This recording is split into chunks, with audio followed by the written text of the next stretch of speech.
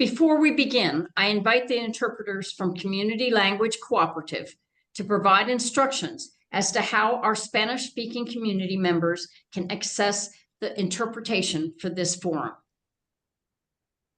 Good afternoon, everybody. My name is Andrea. I'm here with my colleague, Valentina. We are here because we're going to be providing language justice in this meeting, and we're going to have simultaneous interpretation in English and in Spanish so that everybody can hear in the language of their heart. In a couple of seconds, we're going to turn on the interpretation, and you're going to see a globe at the bottom of your screen or three little dots where it says more, where you're going to be able to select your preferred language. If you are bilingual, you don't have to select a language, but if you only speak one of those two languages, please make sure that you select your preferred language. Also, presenters, please remember to speak conversationally, as Spanish is 25% longer than English, and it will take me 25% longer to repeat everything that you're saying into the other language. If I need you to slow down a little bit, we're going to turn on our camera and we're going to make this sign. It just means slow down so that we can catch up. Hola a todos, mi nombre es Andrea, estoy aquí con mi colega Valentina y estamos aquí con la Community Language Cooperative para garantizar la justicia del lenguaje, la práctica de la justicia del lenguaje. Y vamos a tener interpretación simultánea en inglés y en español para que podamos hablar y escuchar en el idioma de nuestro corazón o como nos sintamos más cómodos. En algunos segundos vamos a aprender la interpretación y ustedes van a ver un globo en la parte inferior de su pantalla o tres punticos donde dice más, donde van a poder escoger su idioma. And host, we can begin interpretation now.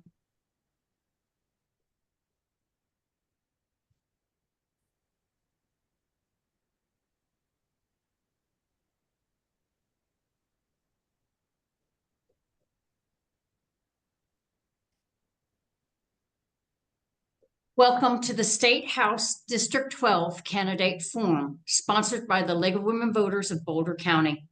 My name is Josephine Porter, and I am a proud member of the League of Women Voters, and I'm pleased to serve as your moderator for tonight's forum. The League of Women Voters is a nonpartisan political organization. For over 100 years, we've encouraged informed and active participation in government, and we have also influenced public policy through education and advocacy.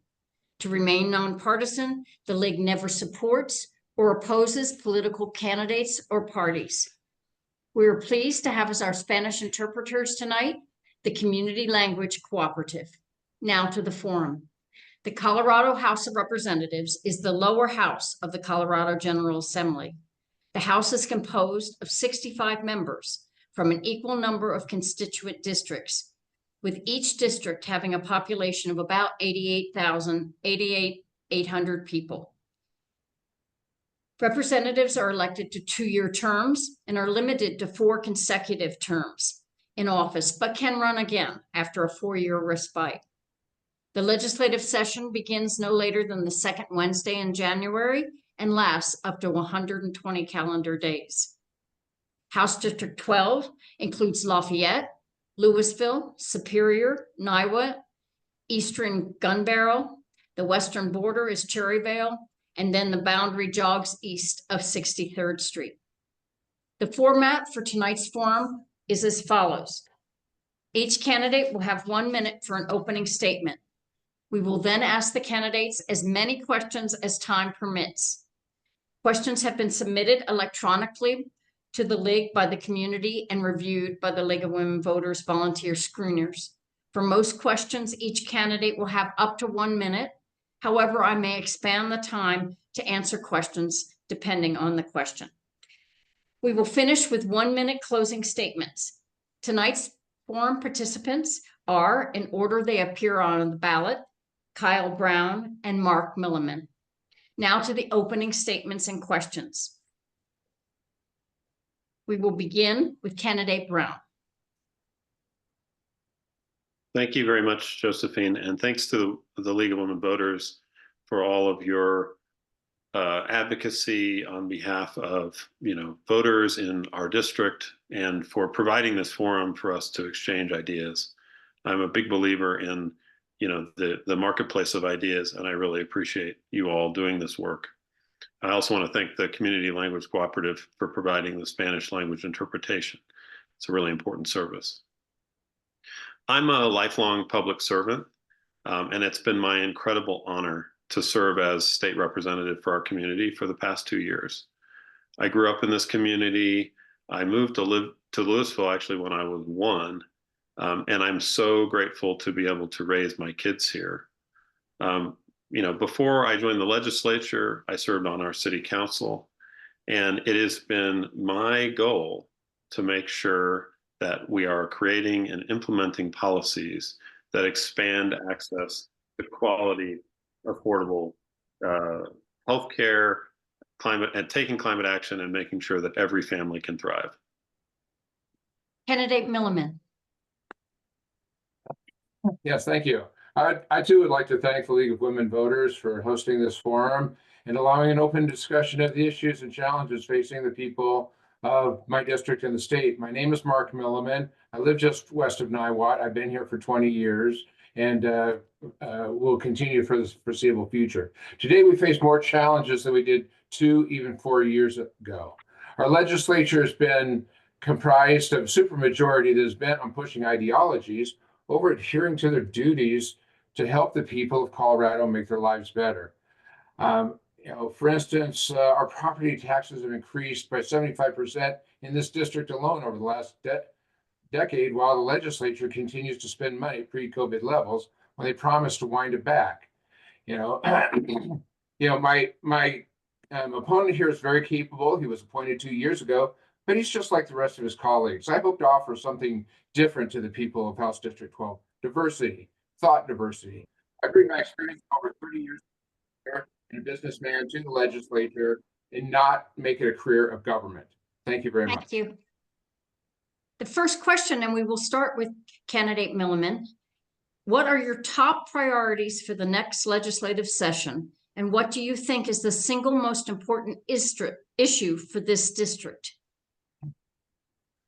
Well, unfortunately, everything tends to revolve around money. And when our economy is doing good and people are doing good, then some of the other issues that we face that are important too become alleviated. So, again, focusing on the inflation, growing our economy, including traditional industries that have made Colorado great, focusing on taxes. The legislature made a token effort here to give us some property tax relief, but yet, they're projecting $1 billion budget deficit. And if we rolled back almost $1 billion, we'd be back to pre-COVID levels. And also the regulations that affected everything from the affordability of housing to homeowners insurance, and then providing opportunities for people so we can not be the #1 state for fentanyl and drug abuse and deaths. And then focus on our children. Candidate Brown. Thank you. Yeah, I believe that the most pressing issue facing our community is ensuring that the health and safety of every family. Every kid, every family deserves access to a healthy environment. And the health care that they need. And those have been my priorities as a legislator. I've passed legislation to help expand healthcare access, make sure every kid has access to mental health care, to help protect our communities from lead pollution from nearby airports, and to keep firearms out of our preschools and off our college campuses. The Marshall Fire in particular brought into stark relief that how climate change is putting our communities at risk. And I'm going to continue to fight to make sure that homeowners can rebuild, that no one has to go through what folks in the Marshall Fire had to go through, and that we're fighting climate change and taking action on climate. The next question, and we'll start with candidate Brown, and we're going to do 90 seconds for this question. How would you address the ever-escalating cost of housing in Colorado? Should the state play a role in providing funding for affordable housing?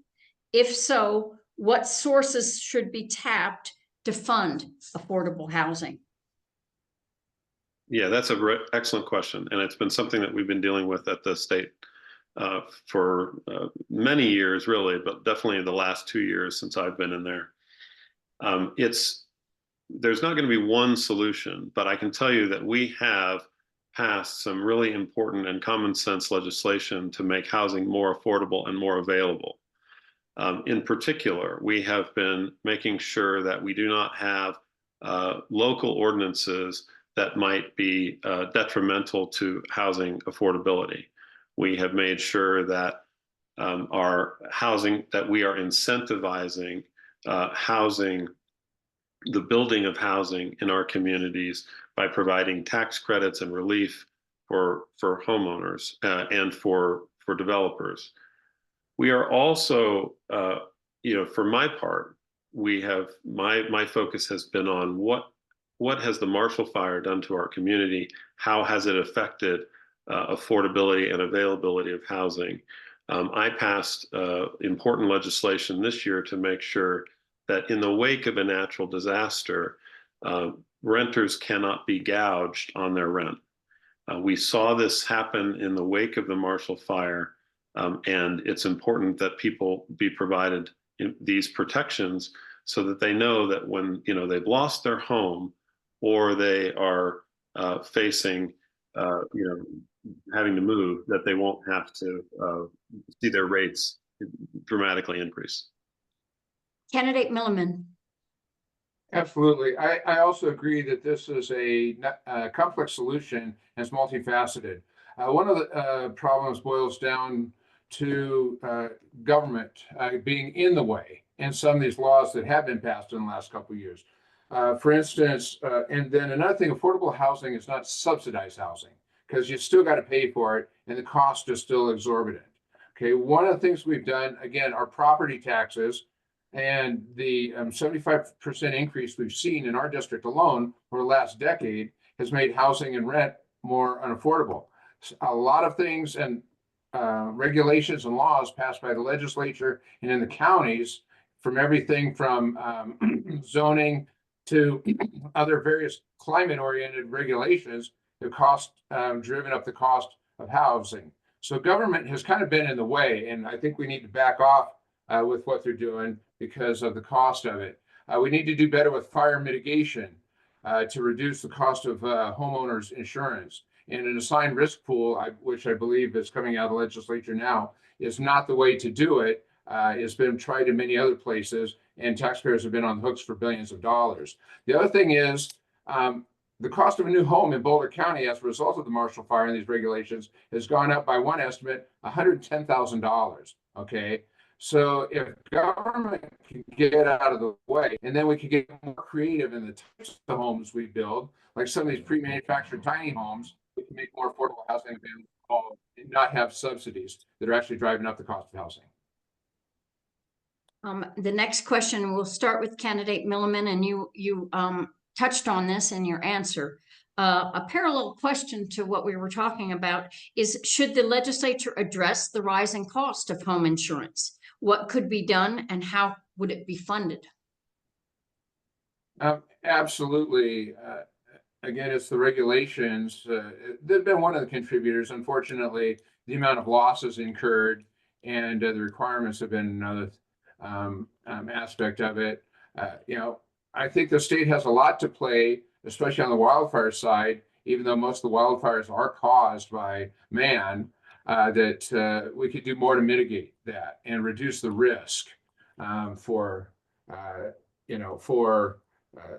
homeowners and for the insurance companies to offer lower cost insurance.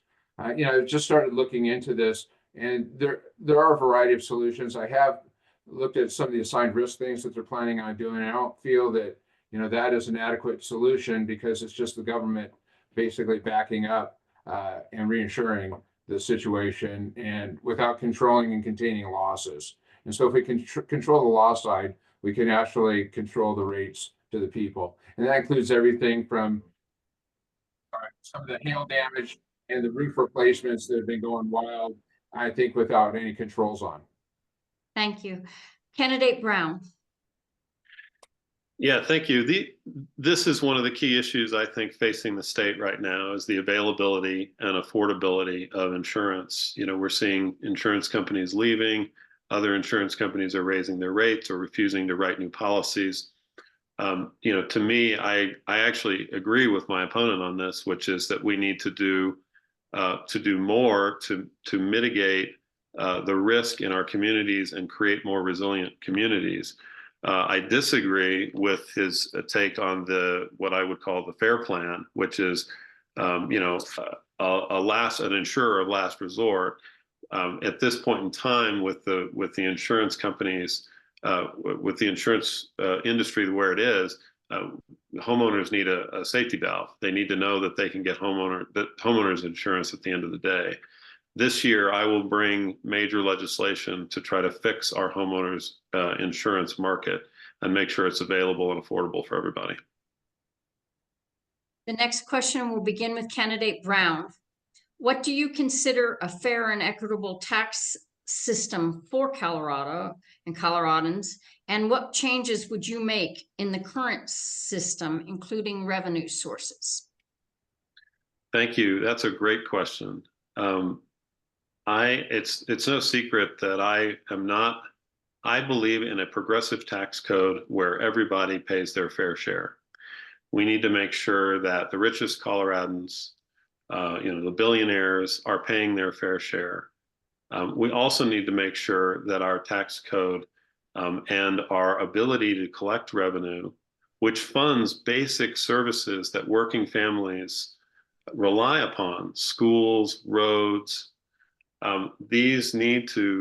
we need to have robust funding streams. I believe that the Taxpayer Bill of Rights is a major barrier to us being able to provide appropriate services for our community. So I support Tabor reform and the elimination eventually of Tabor in Colorado. I will continue to fight for that, and I will continue to support efforts to make sure everybody can pay their fair share. Candidate Milliman. Yes, this is one of the probably one of the largest differences between my opponent and myself, because I think we agree on a fair amount of other stuff down the road, but I believe just the opposite. First of all, Tabor has kept our government in check, and yet it still runs wild and rampant, in its spending. Okay, like I said, they promised to bring us back to pre-COVID levels once COVID was over. They haven't done that. They continue spending. Like I said, they're projecting right now almost a $872 million shortfall in the next budget cycle. Our state government has grown ridiculously. I think we need to control that and bring that back instead of continually asking people for more money. And this progressive taxing doesn't work, and it never has worked, because the majority of the upper end pay the majority of the taxes anyway. And, so we need to keep Tabor in as a control, and we need to control our spending more wisely in the future. Thank you. The next question will begin with candidate Milliman, and we're going to do 90 seconds again for this question, because it's a kind of, we never have enough time to handle all of to completely do a good answer, but we'll give you 90 seconds for this one. What are the most important legislative actions needed to better support children and families in Colorado? Should the state play a role in providing all Coloradans with access to basic needs, including food, housing, and healthcare? Oh, this is something I can go on for hours on. You're right. 90 seconds won't do this enough. And this is basically the reason why I am running and became involved in politics again, because of the horrendous job our state has done, especially with mental health care with our adolescents. I have a very personal stake in this situation. And it's the answer is very complex. First of all, our schools need to focus on educating our children. Okay, we've asked them to do too much, and it requires so much more money. The other thing is, based on what the state has done in the past and where I think they can go in the future, and what our past legislature have done, the best place to provide health care for our children and provide the help our children need and support they need is at home. And part of that has to do with restoring parental rights that have been continuously eroded by this radical legislature. I took 5 years off to take over the care of my daughter because the mental health and the other healthcare institutions were horrendous and caused more harm than good for her. I had hard times and had to litigate in order to get that control back over her healthcare, to get her to where she is today, where she's attending a university outside the state to be an educator and is getting all A's and B's, doing wonderfully. So there's a lot the legislature can do. And, you know, if you go to my website, there will be more on that later. Candidate Brown. Thank you. Mental health care, I really appreciate Candidate Milliman's focus on mental health care. That's certainly been a focus of mine. When it comes to children, I, again, believe that every kid deserves a chance to succeed and thrive. And I have been proud to support efforts to fully fund our public schools so that every kid has access to the education that they need. We still don't have enough funding for our public schools, so I will continue to do that. But we are no longer in a situation where we're dealing with what's called the budget stabilization factor and underfunding our schools relative to what the Constitution requires. I have also championed mental health for children. My bill this past year, Senate Bill 1, reauthorizes for 10 years the iMatter program, which provides free mental health care to kids aged 12 to 18. I have been a champion of healthcare in general and specifically for children, and was an architect of the Colorado Option, which is a public option program, which is providing healthcare now to over 80,000 Coloradans and an additional 11,000 Coloradans that wouldn't have access to healthcare otherwise. So so there you go. Thank you. The next question will begin with Candidate Brown. It's about education. What is your position on ballot measure 80 that would create a constitutional right to school choice and equal opportunity for K through 12 children? This measure would, as a constitutional right, require the legislature to allocate public funds for private school and homeschooling. Yeah, I don't support Proposition 80. I am certainly in favor of school choice. I believe that most school districts have that already. What I don't agree with is and I'm glad that you mentioned it, is that we would be funding private schools, especially parochial schools, with public dollars. I'm a big believer and a big supporter of public education, and private religious schools. I have nothing against them, but they don't. Public money should not be used for vouchers or for other funding that would go towards those institutions. So I think that that Proposition 80 is unfortunately, a way of undermining our public schools and providing public funding for private and religious schools. Candidate Milliman.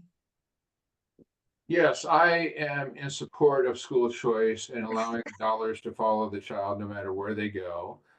And although I am a product of public schools, a very fine public schools, unfortunately, our public schools in Colorado have let us down, where 60% of all third graders can't read at third grade level. And it's not a matter of money, unlike what my opponent said. St. Vrain Valley School District is doing an excellent job of managing that school district. They lowered the mill levy. They're coming out with a bond that is going to be taxpayer neutral, and they're going to lower the mill levy again. They run some of the best schools in the state, and that's a fine example of public schools. They also have good charter schools. I think we need more school choice and more competition in there to have more schools operate like St. Vrain Valley School District and to improve the quality of education. We have a lot of overhead in administrative functions and functions that are outside education, our children, that need to be eliminated so we can focus on educating our children and also paying our teachers a decent wage. Thank you. Candidate Milliman, we'll start with you for the next question. Do you think the legislature has any role in legislating the process or parameters for removing books from schools and public libraries? Removal requests have seemed to aim at harming BIPOC and LGBTQ plus communities. I disagree with the ending of your question, but I do not believe that the state does have a role in. I believe that this is a community issue and should be dealt with based on community standards. There are, several books that are inappropriate. As far as where Candidate Brown and I do agree about protecting children, one of those areas is the sexualization of our children. And some of these books, I've actually personally read some of these books and discussed it with my school district here. They are very inappropriate, no matter what the subject level is for some of these children. But I don't believe that should be done at a state level. I think that's something that should be discussed within the community and done at the community level. And the state has enough other stuff to be involved with. I feel the same about curriculum as well. That is also a community issue based on the community. Candidate Brown. Thank you. I trust parents to be able to choose the reading material that is best for their kids. And insofar as I don't think that it's appropriate that we are in the business of banning books. I think that should be dealt with between a parent and a child. So I will be supportive of efforts to make sure that, we are not removing books from our schools that are helpful, that are useful, that express important points of view. It wasn't too long ago that you couldn't find a copy of Catcher in the Rye in a lot of libraries, and I feel like we're having this conversation again decades later about certain literature that certain folks deem to be offensive. I think that we should make this information available to people and trust parents to be able to work with their kids for what's most appropriate. The next question will begin with Candidate Brown, and I'm going to go to 90 seconds on this one. What measures would you support for Colorado to deal with the climate crisis and to work toward climate resilience? Taking climate action, I think, is one of the biggest priorities that people in our district have. When I talk to voters, when I talk to people at doors or in community settings, people ask me, what are we doing to take action on climate, to help prevent things like the Marshall Fire? We need to be doing more. And I have been working at the legislature to make sure that we have an energy economy that is going to support renewable energy. In particular, I have passed legislation to make it easier to permit solar panels, to put them on top of your house. I have passed legislation to provide resources to local communities who are trying to permit large commercial solar farms. And I have passed major legislation to help modernize our electrical grid so that all of the electric appliances that we need, whether it's your electric cars or your electric lawnmower, the things that we need to meet our climate goals, our electrical grid can actually handle those things. I will continue to fight the existential crisis that is climate change with every year, and I will bring new legislation this year to help meet those climate goals. Candidate Milliman. All right. Once again, we have a major differentiator here between the two candidates. This is a discussion of priorities here. Okay, and what are our priorities going to be in the state? Let's pretend for a moment that climate change is an existential threat. And these discussions that my opponent has, I don't know where he shops, but where I shop, They want to know about the economy and why costs keep going up, and why they have less money in their pocket and can't afford to take vacations and do things like that.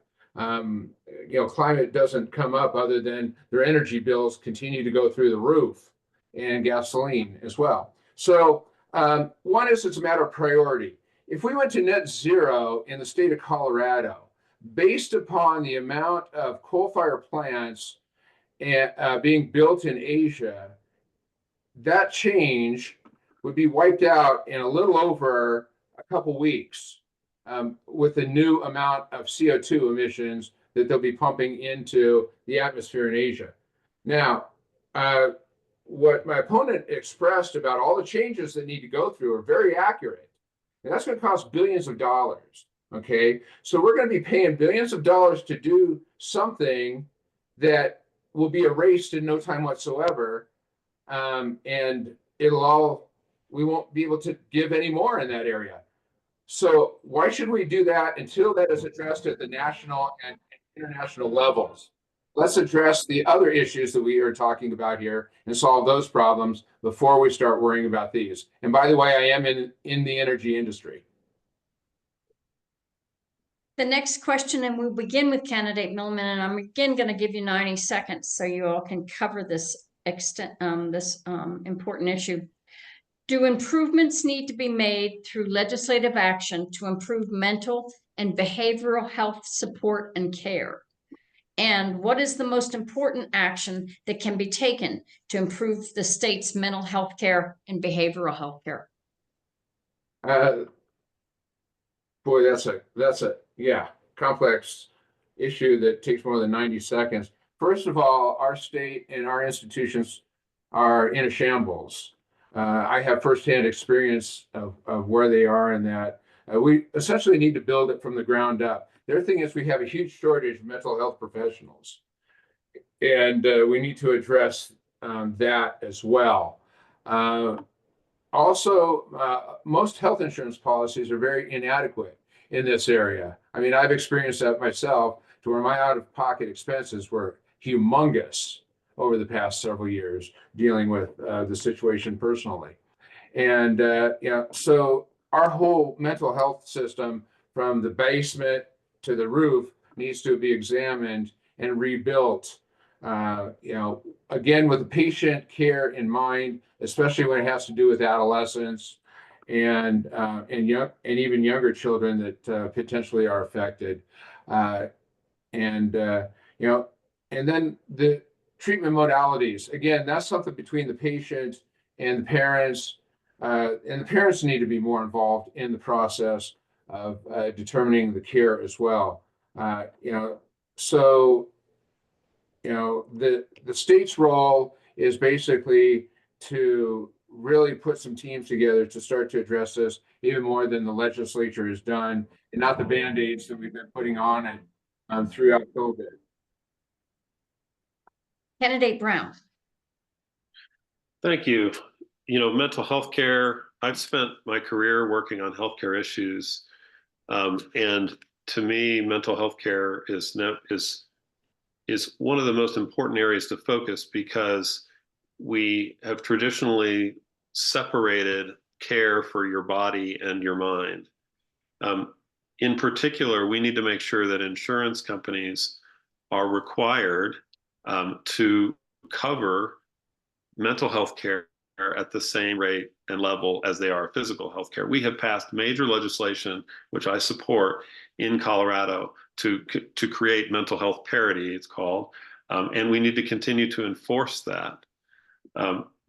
I have also brought legislation to increase access. As I mentioned earlier, the bill to reauthorize the iMatter program, which provides free mental health care to children from 12 to 18, is a key component of increasing our access to care.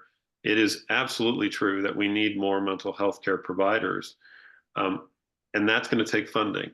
And this session, I plan to bring major legislation to draw down additional federal resources so that we can continue to provide mental health care, especially to those who have the most acute mental health care needs. The next question we'll start with candidate Brown. Ballot measure number 89. What is your position on proposal 89 titled Right to Abortion? Please explain. I support abortion rights and reproductive health care, full stop. I support Amendment 89. Can't remember. Yeah, I support this as an important step forward in the ability to give all people in Colorado the ability to bodily autonomy and self-determination about the kind of health care that they need. Everyone should have access to birth control and abortion health care because it is basic health care. What we have right now is a system that, does not allow for the state of Colorado to pay for basic reproductive health care. And we need to repeal that as part of this initiative so that folks can, regardless of where they fall on the income spectrum, can get access to basic health care. I will continue to stand for the right to choose and abortion and reproductive health care. Candidate Milliman. But first of all, abortion is not reproductive health care, it's abortion. And, we need to call it what it is here. And I am not this is an elective situation, a procedure that can be actually remedied way before you get to the point of taking a human life. Most civilized countries and places, including 75% of the people in the state of Colorado, want realistic and practical limits to abortion. And that's what I support. I also do not support the government funding or paying for these procedures, especially when, again, looking at priorities of mental health care and the other things that we have I feel are much larger priority and have a greater impact, that should be done. Also, this is something that the legislature punted and does not belong in our state constitution. So go take it back and let's deal with it in this next legislative session. The next question, we'll start with candidate Milliman, and this will be our last question before we go to closing statements. Do you support state control over local government zoning decisions?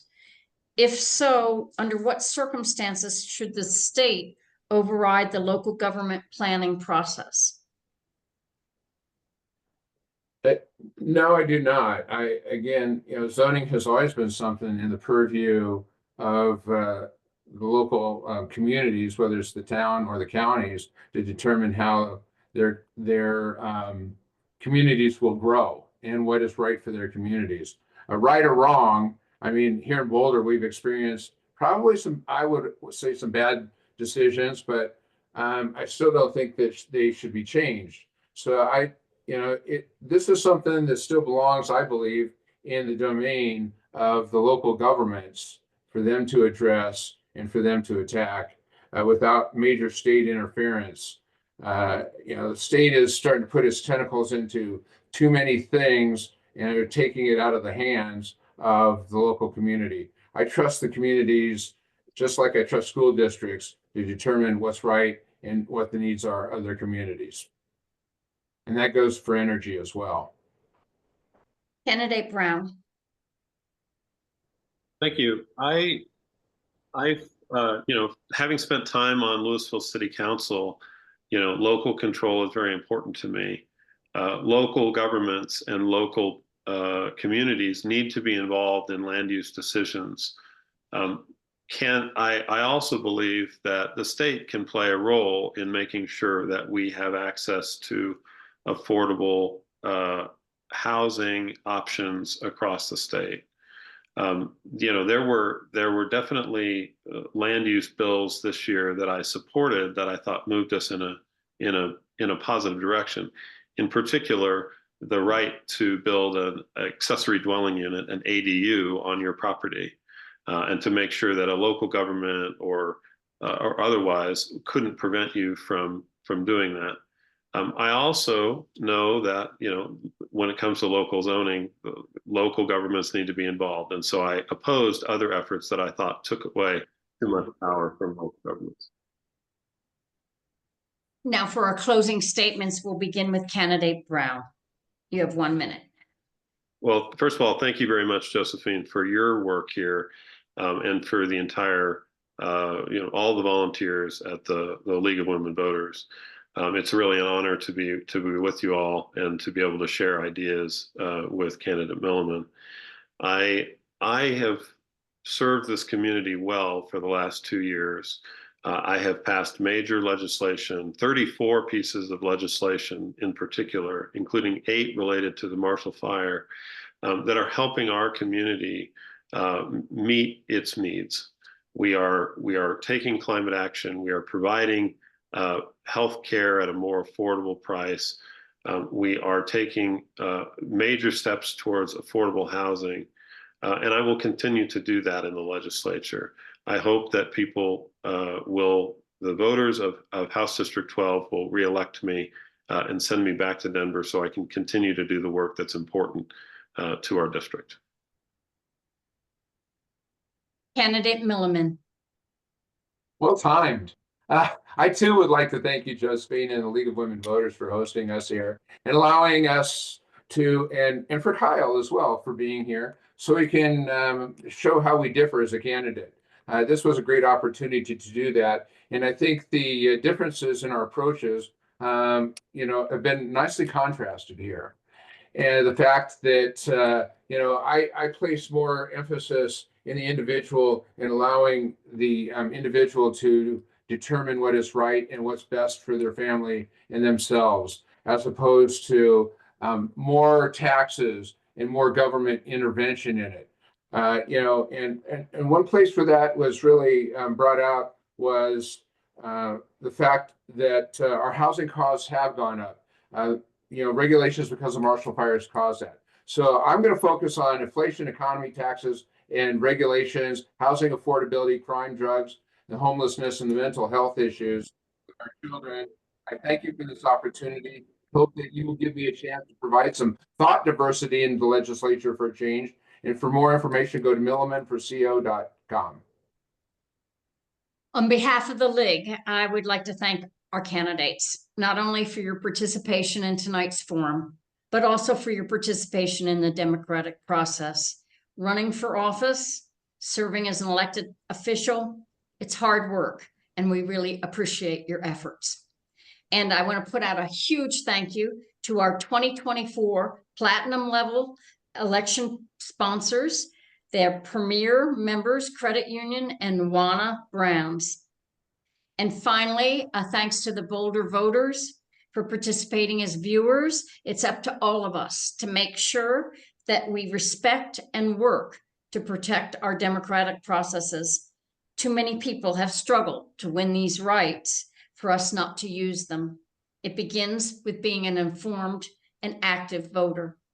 Before signing off, I want to alert voters that tonight's forum, as well as many others, will be available on the League's website, lwvbc.org, the YouTube channel for the League of Women Voters, and vote411.org. Vote 411 is the League's premier voter information guide that supplies nonpartisan information on state and local candidates, ballot issues, and questions, and much, much more. Resources available on Vote 411 are available in both English and Spanish. The League of Women Voters of Boulder County works throughout the year to help empower voters and defend democracy. If you want to lend your time and skills to encourage civic engagement for all people in a nonpartisan manner, please join us.